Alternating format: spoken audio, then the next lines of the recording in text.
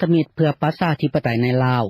ร่วมกันเป็นเจ้าภาพจัดกองประชุมลาวสากลขึ้นที่นครหลวงวอชิงตันดีซีสหรัฐอเมริกาในวันที่7พฤศจิกายน2014เพื่อค้นคว้าปัญหาการละเมิดสิทธิมนุษย์และสิทธิเสรีภาพในลาวเพื่อการเกี่ยมรายงานต่อกองประชุมใหญ่ขององค์การสหประชาชาติด้านสิทธิมนุษย์ซึ่งจะจัดขึ้นอยู่นครเจนีวาประเทศสวิตเซอร์แลนด์ในต้นปี2015ในกองประชุมได้มีการค้นคว้าหลายปัญหาเป็นต้นปัญหาเกี่ยวกับการละเมิดสิทธิมนุษย์อยู่สปป.ลาวเพื่อเฮ็ดให้ประเทศลาวเพื่อเฮ็ดให้ประชาชนลาว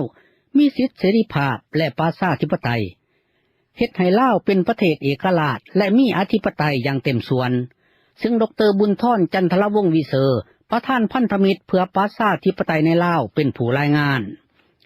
พร้อมกันนั้นยังมีการอบรมฝึกซ้อมเพื่อการเกี่ยมใส่กองประชุมใหญ่ของสหประชาชาติด้านสิทธิมนุษย์ดังกล่าวโดยมีศาสตราจารย์ด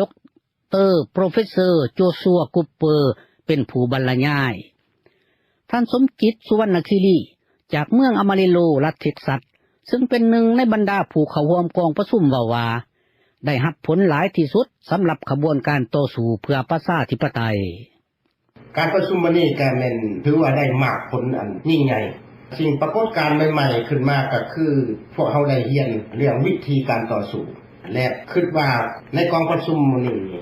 ทุกๆคนก็คือสิได้รับมากผลอันนี้เป็นข้อคิดสำคัญที่สุดที่พวกเฮาควรปฏิบัติในขั้นต่อไปเพื่อต่อสู้เอาประชาธิปไตยและท่านพรไส้วรราชจากเมืองอีสต์ฮาร์ทฟอร์ดรัฐคอนเนติคัตก็กล่าวว่าเป็นครั้งทบิดนับตั้งแต่ได้เข้าร่วมขบวนการต่อสู้มาที่ได้รับคำแนะนำอันสำคัญหลายอย่างเป็นครั้งแรกที่ข้าพเจ้าร่วมขบวนการนี้บ่เคยเห็นจักเทื่อที่มีศาสตราจารย์ดร.ยาซัวคูเปอร์ที่มีประสบการณ์หลายอย่างในด้านสิทธิมนุษยชนบทเรียนใหม่ข้าพเจ้าได้จดเอาเป็นบางข้อความมี3ข้อที่ว่าเพิ่นแนะนำมาให้เฮ็ดจังได๋กองประชุมครั้งนี้ได้รับการร่วมมือเป็นอย่างดีจากศาสตราจารย์ดร.โปรเฟสเซอร์โจซัวคูเปอร์อาจารย์สอนฝ่ายการเมืองที่มหาวิทยาลัยรัฐฮาวายทั้งเป็นผู้ประสานงานของสหประชาชาติกับองค์การจัดตั้งที่บ่ขึ้นกับรัฐบาลโครงการโฮมบ้านน้อยเข้ากันเป็นบ้านใหญ่ของทางการลาวเฮ็ดให้บ้านน้อยๆหลายแห่งบ่มีโรงเรียนเด็กน้อยนักเรียนจำนวนหลายต้องได้เดินทางไปเรียนหนังสือไกลและนักเรียนจำนวนหนึ่งต้องได้ปุกตูบอยู่น้ำกันชั่วคราว 4-5 คนอยู่ใกล้กับโรงเรียนดังชาวบ้านในเขตทางไกลอยู่แขวงภาคเหนือเว้าว่าอยู่โรงเรียนนี้เบาเรื่องหอพักของนักเรียนนี้เป็นมหาต้นต่อปัจจุบันเด็กเจ้ายังตั้งเป็นตู้สงบตรงนี้ตู้น้อยเลาะตามบริเวณอ้อมโรงเรียนนั้นตู้เฮือนกาพบความยุ่งยากเพราะว่าจำนวนนักเรียนฮอด 200-300 คนว่านักเรียนนี่มันแม่นมาจากแต่ละบ้านนี่ไกลนะเนาะมาตั้งเป็นบางบ้านก็ฮอด 3-40 ลักโครงการที่ว่านั้นเริ่มขึ้นในช่วงปี 2012-2013 ซึ่งทางการลาวเว้าว่าเพื่อความสะดวกในการพัฒนาแต่ในระยะที่ผ่านมาก็มีหลายปัญหาเกิดขึ้นสำหรับคะแนนศึกษาพบว่าโรงเรียนหลายแห่งในบ้านน้อยถูกยุบเฮ็ดให้นักเรียนต้องได้ย้ายไปเรียนไกลบ้านท่านเว้าตืมอีกว่าสำหรับปัญหาโรงเรียนอยู่ไกลบ้านนี้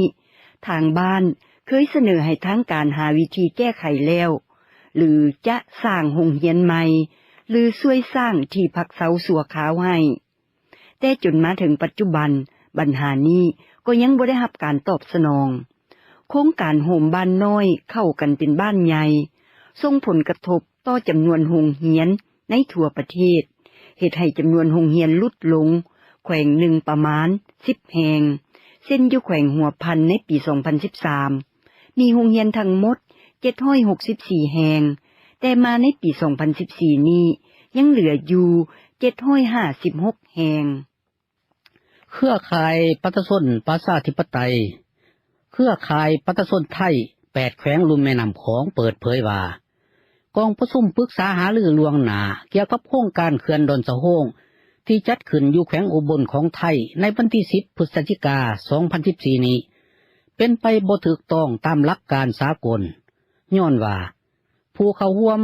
หลายกว่า80ส่วนห้อยบ่เป็นผู้ที่ได้รับผลกระทบแท้ๆหากมีการสร้างเครื่องขึ้นยะนางออมบุญทิพสุนาตัวแทนเครือข่ายดังกล่าวเว้าต่อเอเชียเสรีว่าเราสิให้ซุ่มพี่น้องจังหวัดขอนแก่นกันละสิ100เอ็ดยโสธรเพราะว่าเรื่องเขื่อนกันน้ำโขงแทนซุ่มน้ำโขงจะให้ซุ่มส้นพี่น้องแขวงขอนแก่นกาฬสินธุ์100เอ็ดยโสธรมาเว้าเรื่องเขื่อนกันน้ำของแทนซุ่มส้นแม่น้ำของในขณะที่ซุ่มส้นแม่น้ำของบ่ถูกเซิ้นเข้าร่วมมันผิดกับหลักการผู้ได้รับผลกระทบบ่ถูกเซิ้นยะนางกล่าวต่อไปว่าในกองประชุมปรึกษาหารือล่วงหน้าเกี่ยวกับโครงการเขื่อนดอนสะโฮงที่กรมทรัพยากรน้ำของไทยจัดขึ้นนั้นมีผู้เข้าร่วมประมาณ100กว่าคนซึ่งส่วนใหญ่บ่แม่นชาวบ้านที่อาศัยอยู่แค่แม่น้ำของและบ่ได้ถูกเซิ้นเครือข่ายแม่น้ำของเครือข่ายประชาชนไทย8แขวงลุ่มแม่น้ำของเข้าร่วมเครือข่ายดังกล่าวเห็นว่ากองประชุมที่ว่านั้นถูกจัดขึ้นแบบบ่ถูกต้องตามหลักการดังนั้นจึงได้ขอเสนอว่ากองประชุมที่จะจัดขึ้นครั้งวันที่12พฤศจิกายน2014และครั้งต่อๆไปอยู่แขวงนครพนมกงกันข้ามกับแขวงคำมวนและที่แขวงบึงกาฬแขวงเลยแล้วแขวงเชียงรายของไทยแต่ยังบ่ทันหูเวลานั้นต้องเชิญชาวบ้านทุกบ้านที่อาศัยอยู่แค่แม่น้ำของเข้าร่วมนางออมบุญเว้าตื่มอีกว่าถ้ากองประชุมเกี่ยวกับปัญหานี้ครั้งต่อๆไปยังจัดแบบเดิมและบ่มีชาวบ้านแค่แม่น้ำของได้เข้าร่วมนำอีกนั้นชาวบ้านก็จะบ่ยอมรับว่ากองประชุมนั้นเป็นกองประชุมสอบถามความคิดเห็นของประชาชนและจักคัดค้านอย่างเต็มที่ต่อไปกองประชุมวิชาการเกี่ยวกับมรดกโลกของ10ประเทศในขงเขตเอเชียตะวันออกเฉียงใต้จะจัดขึ้นอยู่แขวงเสียงขวงของลาวในเดือนหน้าเพื่อแลกเปลี่ยนข้อมูลเรื่องการท่องเที่ยวจะมีผู้แทนเยาวชนประเทศละ2คนเข้าร่วมนำท่านคำเพชรพมมาดวงไก่สอนหัวหน้าแผนกแถลงข่าวและวัฒนธรรมแขวงเสียงขวงกล่าวตอนหนึ่งว่ากองประชุมวิชาการของ10ประเทศอาเซียนที่มาเปิดอยู่เสียงขวงอีกเรื่องมรดกในการท่องเที่ยวมรดกผู้แทนวัฒนธรรมของอาเซียนแต่มันเป็นผู้แทนวิชาการจาก10ประเทศเด้เพราะว่าแม่นทัศนศึกษาของนักโบราณรุ่นนุ่มท่านกล่าวต่อไปว่าเป้าหมายหลักที่จัดกองประชุมขึ้นอยู่แขวงเสียงขวงในครั้งนี้ก็เพื่ออยากให้ตัวแทนหลายประเทศในอาเซียนมีโอกาสได้มาสัมผัสกับแหล่งท่องเที่ยวทุ่งไห่หินและอากาศหนาวเพื่อให้พวกเขาเจ้าได้ศึกษาเรื่องความเป็นมาของทุ่งไห่หินหลายขึ้นเพื่อที่จะนำกลับไปเผยแพร่ต่อประชาชนในแต่ละประเทศพวกเขาเจ้าและว่าปัจจุบันนักท่องเที่ยวในเขตอาเซียนส่วนหลายยังบ่ทันฮู้จักทุ่งไห่หินเทื่อหรือว่าฮู้ก็อาจฮู้น้อยอยู่เมื่อเปรียบเทียบกับแหล่งท่องเที่ยวอื่นๆในลาวเพราะมันยังบ่ทันโด่งดังปานใดในสายตานักท่องเที่ยวหลังจากกองประชุมคาดว่านักท่องเที่ยวจากต่างประเทศจะเดินทางเข้ามาเที่ยวแขวงนี้หลายขึ้นสำหรับเรื่องการสุกยู่ให้องค์การยูเนสโกประกาศให้ทุ่งไห่หินเป็นเมืองมรดกโลกนั้นยังค้าอยู่บนปรับปรุงเอกสารเพื่อให้มีความพร้อมหลายที่สุดซึ่งจำเป็นต้องให้มีสิ่งรองรับต่างๆเป็นต้นโรงแรมเฮือนพักสนามบินว่าดังนั้นเจ้าหน้าที่สาธารณสุขเมืองซ้ำไต่แขวงหัวพันของลาวท่านหนึ่งว่าปัจจุบัน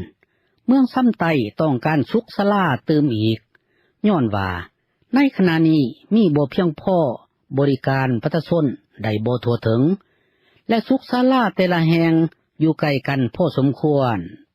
สุขศาลามีอยู่ประมาณ 8-9 แห่งยังบ่ทันเพียงพอยังต้องการหลายจะใช้นำกันแบ่งเป็นแต่ละเขตก็มีความยุ่งยากอยู่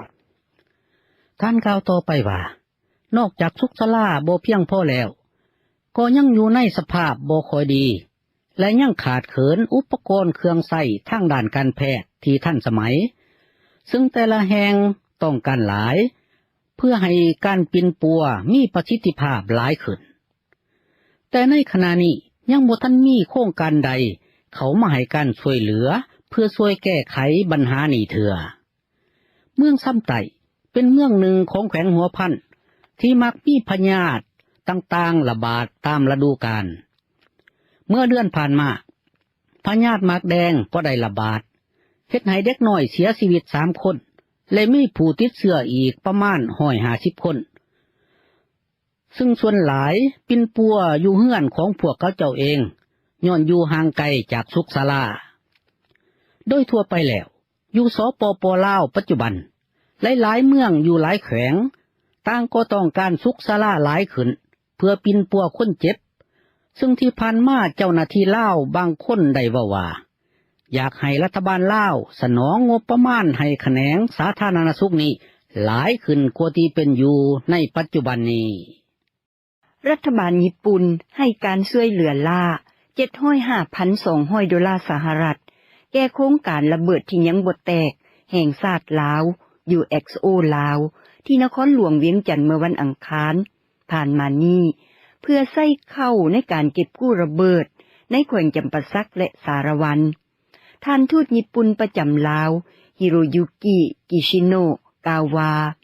การเล็งเก็บกู้ระเบิด UXO จำต้องเหตุก่อนเพื่อการพัฒนาเศรษฐกิจสังคมในลาวการลดพรผลกระทบจากระเบิดบ่ทันแตก UXO เป็นเป้าหมายสหัสวรรษ MDG ที่9ของรัฐบาลลาวญี่ปุ่นรู้ถึงความสำคัญของปัญหานี้เป็นอย่างดีในฐานะเป็นภาคีสนธิสัญญาระเบิดลูกวานปี 2008 และเป็นคู่ร่วมพัฒนาที่สำคัญของลาวตามข่าวของทางการลาวแต่ปี 1998 มาญี่ปุ่นได้ให้การช่วยเหลือล่าแก่ลาว $38.8 สหรัฐนอกนั้นยังให้การช่วยเหลือเป็นอุปกรณ์ต่างๆเป็นต้นเครื่องกวดหาระเบิดให้การช่วยเหลือทางด้านเทคนิคและสร้างความสามารถของพนักงานเก็บกู้ระเบิดลาวนำด้วยอย่างเดียวก็ตามสิ่งท้าทายที่องค์การเก็บกู้ระเบิดบ่ทั้งแตกประเสริญอยู่นี่แม่นเรื่องขาดเขินคนงานรายงานยังเว้าว่า UXO ถูกเก็บกู้ออกจากเนื้อที่ 44,000 กว่าเฮกตาร์แต่ปี 1996 มาและในปีนี้การเก็บกู้ได้ประมาณ 5,270 เฮกตาร์และทางองค์การเก็บกู้ระเบิดก็หวังว่าจะเก็บกู้ได้ 6,900 เฮกตาร์คือกับปีกายเมื่อฮอดท้ายปีท่านจุมลีสยสอนประธานประเทศสปป.ลาวที่ไปร่วมกองประชุมสนทนาผู้นำเศรษฐกิจเกี่ยวกับการร่วมมือในภูมิภาคอยู่กรุงปักกิ่งเมื่อท้ายอาทิตย์นี้ว่าลาวสนับสนุนแผนการตั้งกองทุนของจีนเพื่อพัฒนาโครงลางการเชื่อมจอดอยู่ภูมิภาครายงานข่าวของทางการลาวที่อิงตามคำเว้าของท่านจุมลีหลังจากพบปะกับท่านห้องประธานประเทศจีนท่านหลีส่วนสาวว่าทั้งสองฝ่ายตีราคาสูงต่อการพัวพันมิตรภาพระหว่างสองประเทศในการให้สัมภาษณ์แก่นักข่าวจีนเป็นภาษาลาวตนหนึ่งท่านจุมลีได้กล่าวว่าสองประเทศพวกเฮาแม่นเพื่อนบ้านที่ดีหมู่เพื่อนที่ดีสหายที่ดีและคู่ร่วมมือที่ดีการสนับสนุนและช่วยเหลือของสหายจีนที่มีต่อพวกข้าพเจ้าเป็นการประกอบส่วนอันสำคัญของในการพัฒนาเศรษฐกิจสังคมอยู่ลาวอยู่ในกองประชุมคู่สนทนานั้นท่านสีจิ้นผิงประธานประเทศจีนได้พบปะและกล่าวกับผู้นำจากลาวปากีสถานบังกลาเทศพม่ากัมพูชามองโกเลียและตากีสถาน7 ประเทศที่เข้าร่วมกองประชุมสนทนาผู้นำเศรษฐกิจภูมิภาค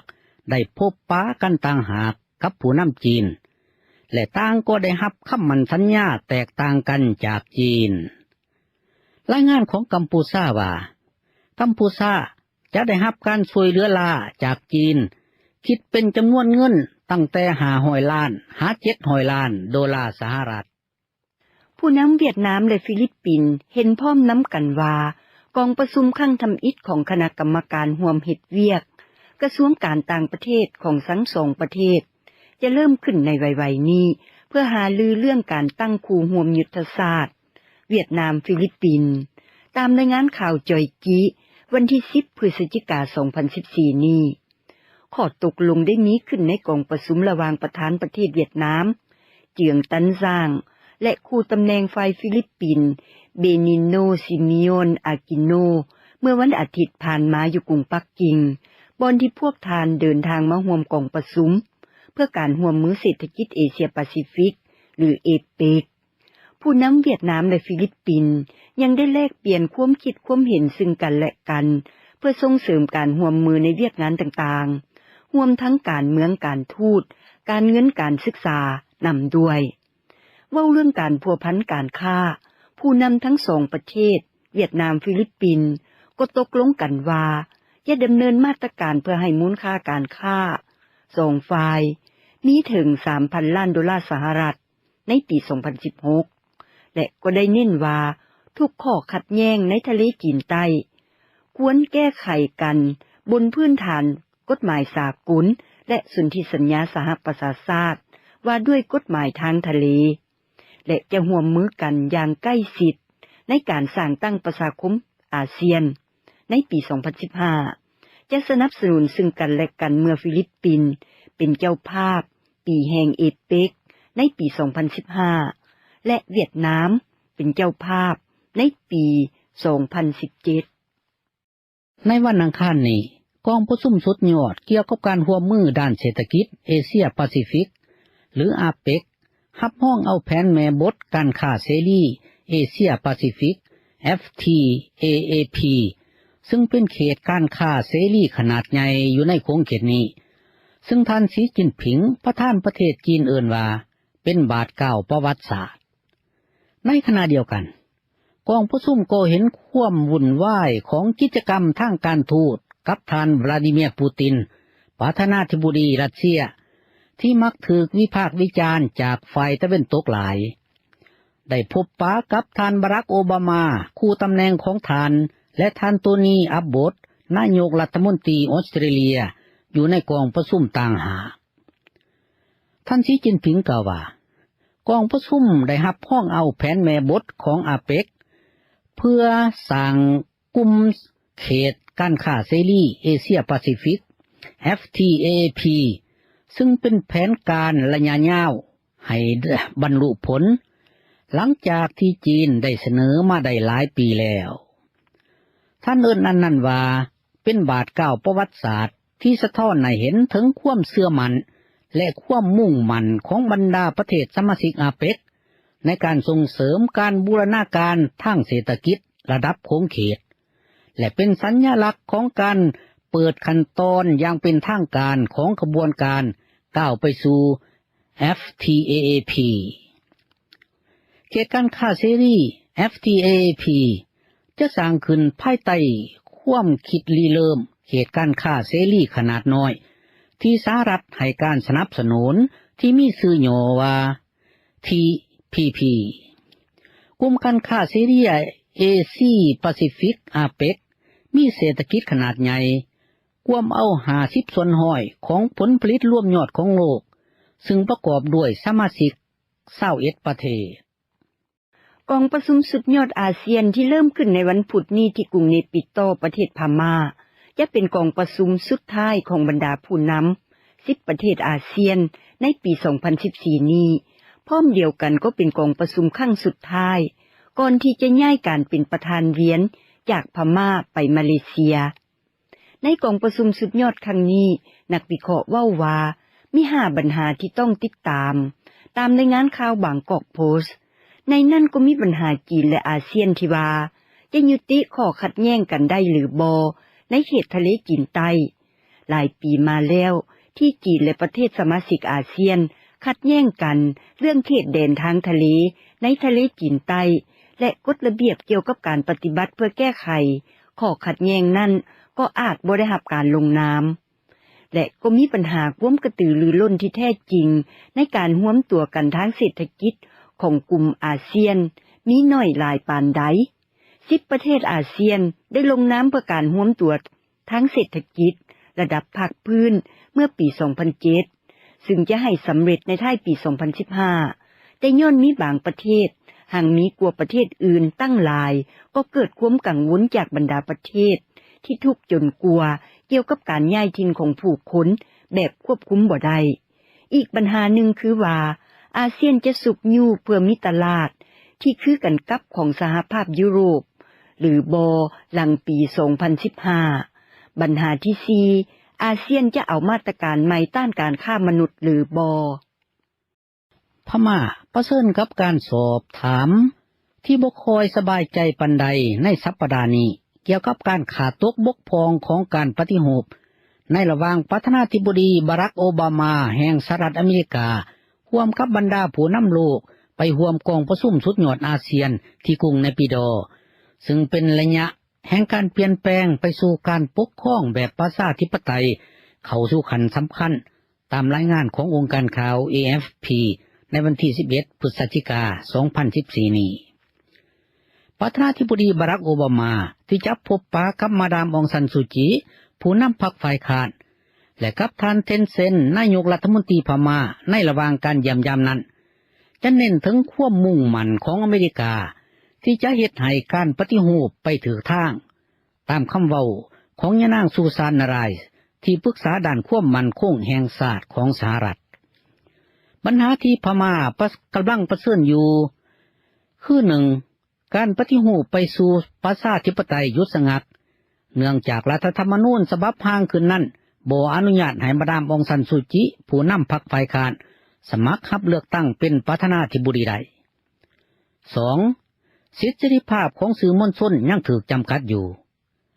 3. ปัญหาสิทธิมนุษย์ชาวพุทธหัวหื้นแห้งจำแนกชนเผ่าโรฮิงญา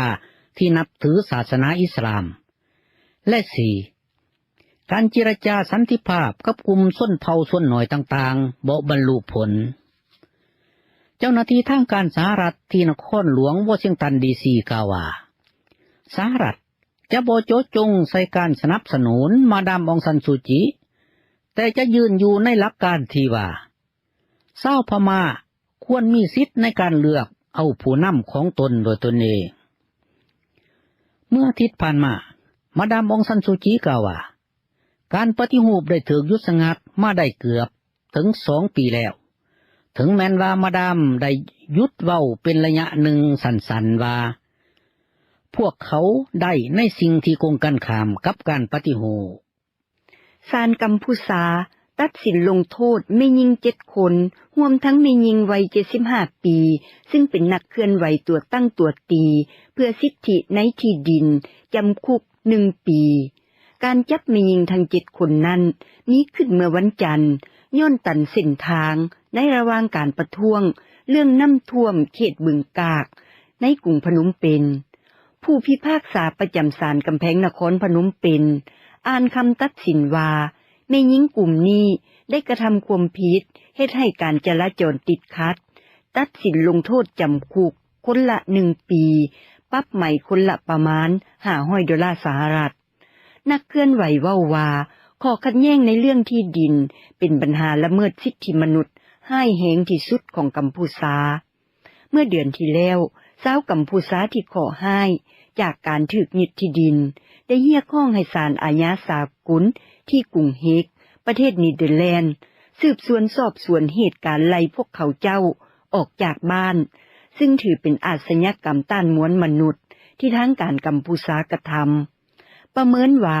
มีประชาชนถูกไล่ออกจากที่ดินของตน770,000 คนเท่ากับ 6% ของพลเมืองกัมพูชาทั้งหมดแต่ปี 2000 มารวมทั้ง20คนที่ถูกไล่ในช่วง3 เดือนทำอิฐของปี 2014 นี้มีเนื้อที่อย่างน้อย4 ล้านเฮกตาร์เท่ากับ 22% ของเนื้อที่กัมพูชาถูกยึดไปเป็นสวนยางพาราและสวนอ้อยการประท้วงเมื่อวันจันทร์มีหลาย10 คนจากชุมชนบึงกาฬที่อ้างว่าเรือนศาลของพวกเขาเจ้าถูกน้ำท่วมทุกเทื่อเมื่อฝนตก และก็พากันไปร่วมตัวเรียกร้องให้ทางการช่วยแก้ไขปัญหาดังกล่าวเจ้าหน้าที่ทางการและตำรวจฮ่องกงวางแผนที่จะปฏิบัติการในสถานที่ประท้วงเพื่อประชาธิปไตยอยู่ฮ่องกงเพื่อกดดันให้พวกประท้วงออกหนีนั้นเพิ่มขึ้นตามคำเว้าของรัฐบาลฮ่องกงในวันอังคารนี้ท่านแครีรัมห้องหัวหน้าฮ่องกงได้เตือนว่าปัจจุบันบ่มีบอนสำหรับการเจรจาระหว่างทางการฮ่องกงและพวกประท้วงท่านเรียกร้องให้พวกประท้วงออกไปจากบอนชุมนุมประท้วงภายหลังศาลได้อนุญาตให้เจ้าหน้าที่ทางการเรียกร้องให้ใช้ตำรวจไล่ออกถ้าหากว่าพวกเขาเจ้าบ่ออกจากสถานที่นั้นท่านว่าตำรวจจะอยู่ในท่าเตรียมพร้อมปฏิบัติตามคำสั่งของศาลและเจ้าหน้าที่ทางการพวกท่านสร้างแผนการสำหรับการปฏิบัติการที่จำเป็นท่านเชื่อว่าในบ่ดนนี้ตำรวจจะได้รับการติดต่อกับภาคส่วนที่เกี่ยวข้องเพื่อให้เตรียมตัวปฏิบัติตามคำสั่งนั้นหนังสือพิมพ์ออริยันตาลเดลีเว้าตามแหล่งข่าวที่บ่ออกสื่อว่าตำรวจจะควบคุมจำนวนพลของตน 7,000 คนสำหรับเข้าไปควบคุมอยู่ในเขตนั้นเป็นเวลา4 วันซึ่งจะเริ่มขึ้นในวันพฤหัสนี้ท่านแลมกล่าวเติมอีกว่าท่านเรียกร้องอย่างแห้งกาให้พวกประท้วงที่ยังอยู่ในเขตของการประท้วงบ่ว่าจะเป็นเขตที่ยึดครองนั้นหรือบ่ควรสมัครใจและออกจากสถานที่นั้นอย่างเงียบๆไว้เท่าใดยิ่งดีพวกประท้วงได้ยึดครองทางแยกที่สำคัญหลายแห่งอยู่เมืองฮ่องกงเป็นเดือนกว่ามาแล้วและเรียกร้องให้มีการเลือกตั้งเอาผู้นำฮ่องกงอย่างเสรีในปี 2017 แต่ทางการจีนยืนยันว่าผู้สมัครรับเลือกตั้งทุกคนต้องผ่านการคัดเลือกจากคณะกรรมการที่นิยมตนเท่านั้นอินเดียกำลังดำเนินแผนการขึ้นดวงเดือนโดยใช้งบประมาณบ่หลายภายหลังที่ได้เป็นประเทศทำอิฐในภาคพื้นเอเชียที่ไปถึงดาวอังคารเพื่อค้นคว้าหลักฐานของสิ่งมีชีวิตตามคำเว้าของประธานองค์การค้นคว้าอวกาศของอินเดียการขึ้นดาวอังคารด้วยยานอวกาศที่ได้เข้าสู่วงโคจรของหน่วยโลกแดงเมื่อเดือนกันยาหลังใช้เวลา10 เดือนโดยอาศัยงบประมาณที่จำกัดนั้นอินเดียก็มีความภาคภูมิใจอย่างยิ่งย้อนผลสำเร็จดังกล่าวท่านว่าองค์การอวกาศอินเดียขณะนี้กำลังมีแผนการที่จะขึ้นดวงเดือนโดยใช้ยานอวกาศพร้อมดาวเทียมเพื่อศึกษาดวงตาเวนท่านกล่าวต่อข่าว AFP ว่าเป้าหมาย3 ปีแต่นี้ไปยานอวกาศอินเดียและนักโคจรอินเดียจะลงสู่ดวงเดือนอินเดียเป็น1 ใน 6 ประเทศอวกาศที่มีความสามารถด้านเทคโนโลยีรุ่นหลังสหรัฐอเมริการัสเซียองค์การอวกาศยุโรปญี่ปุ่นและอินเดียท่านว่าอินเดียบ่แข่งขันกับประเทศใดๆอินเดียมีเป้าหมายบุริมสิทธิ์ของตนเอง